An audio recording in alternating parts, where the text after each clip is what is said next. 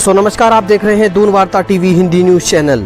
चलिए आपको बता दें, उत्तराखंड की राजधानी देहरादून में भू माफियाओं के मामले लगातार फल फूल रहे हैं। जहां पर नेहरू ग्राम में आलोक बल्लभ नामक व्यक्ति ने अपना मकान लिया था और वहीं दूसरी ओर कॉलोनी वालों ने मकान के बीच से सड़क निकाल दी, जबकि आलोक बल्लभ ने अपने मकान पर बाकायदा कोर्ट से स्टे लिया हुआ है।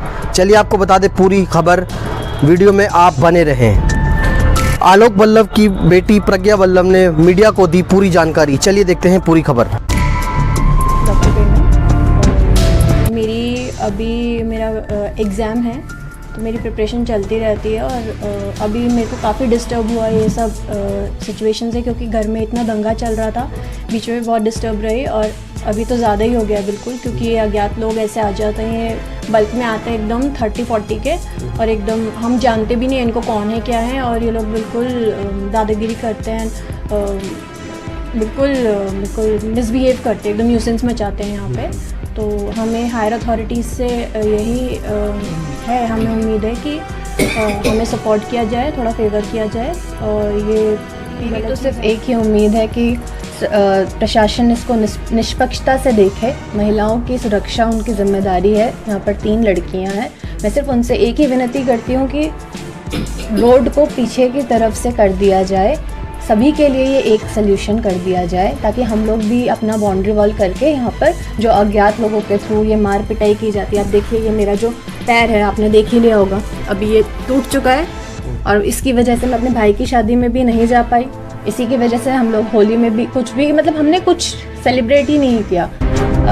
मेरी सिर्फ इतनी ही उम्मीद है। हम सोनिका जी से मिले, सोनिका जी ने हमें एसडीएम सर के पास रेफ़र किया। एसडीएम सर से मिलने का थोड़ा सा समय चाहिए, जब भी वो मिलेंगे उन्होंने बोला है अपने पेपर्स दिखाने के लिए, हम उनको पेपर्स दिखाएंगे। मैं धन्यवाद करती हूँ दून वार्ता चैनल का, हमारे जो भी प्रशासनगण जिन्होंने हमें सपोर्ट किया है उन सभी का, और निष्पक्षता से प्लीज़ हमारी भी पुकार को सुना जाए। हम सिर्फ इतना ही चाहते हैं। भाई, इन्होंने 5 साल के कार्यकाल में उर्मिला पाल ने बहुत परेशान किया है। She has called all the government authorities. She has misused all the authorities like PWD, MDDA or any authority she is calling.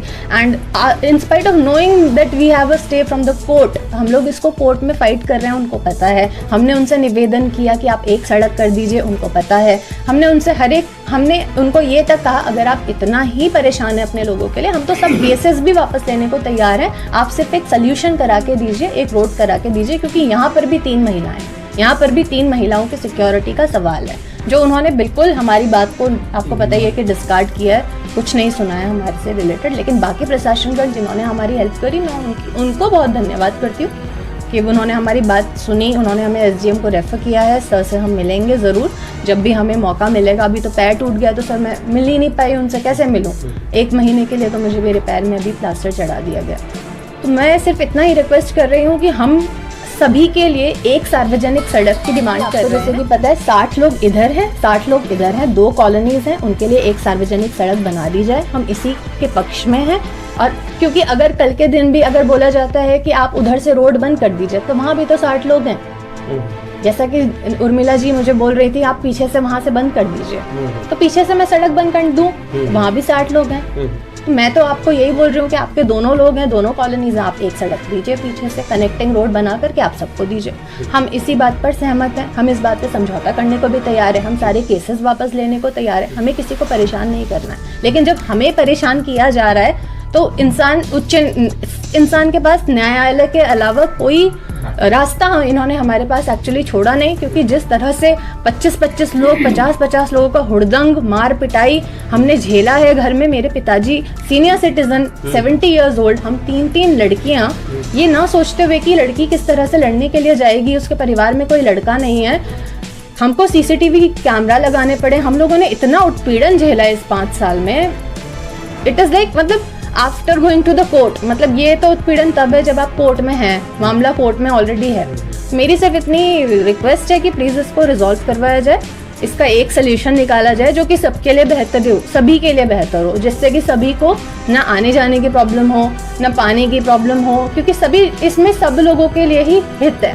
सब परेशान है सर, हम भी परेशान हैं तो वो लोग भी परेशान हैं। इसलिए प्लीज़ इसको गंभीरता से लिया जाए और हमारा ये सल्यूशन करा करके दे दिया जाए, हमें अपने घर पे बाउंड्री लगाने की इजाज़त दी जाए, या फिर हमें उच्च न्यायालय में या न्यायालय में प्लीज़ फाइट करने दीजिए और हमें परेशान। ये हुआ है बिल्कुल ये इंसिडेंट 2 बार, बहुत ही लाइक हम तो एकदम ट्रॉमेटाइज्ड हो चुके हैं, क्योंकि इतना अगर आप लोग सब कुछ अगर स्टेज चलते हुए आप लोग ये बिना ये सब लेकर के आ सकते हैं, यहाँ पे इतने सारे जनों को बल्क में आ सकते हैं, इतना फाइट कर सकते हैं, पूरा इतना रॉन्ग कर सकते हैं, तो मतलब कुछ भी हो सकता है, लाइक इतना इनसिक्योर्ड हो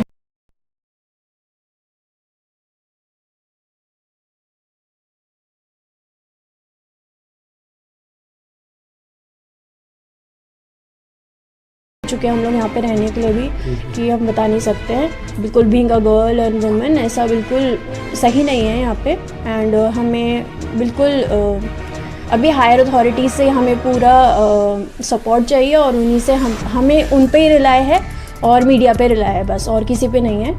बात ये है, क्योंकि सब कुछ इतना होते हुए भी अगर कोई इतने दादागिरी से कोई भी आ रहा है तो कुछ भी कर सकते हैं वो, तो it is like very trauma to us and we are very fearful. आलोक बल्लभ और सीनियर सिटीजन नरुग्राम का वासिंदा हूँ, और मेरे साथ जो घटनाएं घटी हैं उसको लेकर के मैं परेशान तो हुई हैं, लेकिन क्या है कि मुझे हर तरफ से पुलिस वाले की तरफ से बहुत मदद मिली है, और शासन प्रशासन इस टाइम इलेक्शन में बिजी है, बिजी के होने की वजह से कोई अभी वो नहीं हो पा रहा। दूसरा सेकंड थिंग, मेरा जो भी मामला है कोर्ट में दाखिल है, और कोर्ट से जो भी जज साहब का न्याय जो भी वही करेंगे, जज साहब जो भी न्याय करेंगे, ये तो मुझे उम्मीद है, क्योंकि मैं न्याय पे बहुत भरोसा करता हूँ, और उसी न्याय के भरोसे के बदौलत मैं आज यहाँ इतने साल तक मैं जो कोर्ट केस लड़ रहा हूँ, मैं भी जिंदा हूँ उनकी वजह से। क्यों मुझे कोर्ट ने पूरा सपोर्ट दिया हुआ है, क्योंकि मेरा पूरा प्रॉपर्टी मेरी अपनी है, दादा ज़मीन है, सब दादा की ज़मीन में है, और किसी का हक नहीं हो सकता।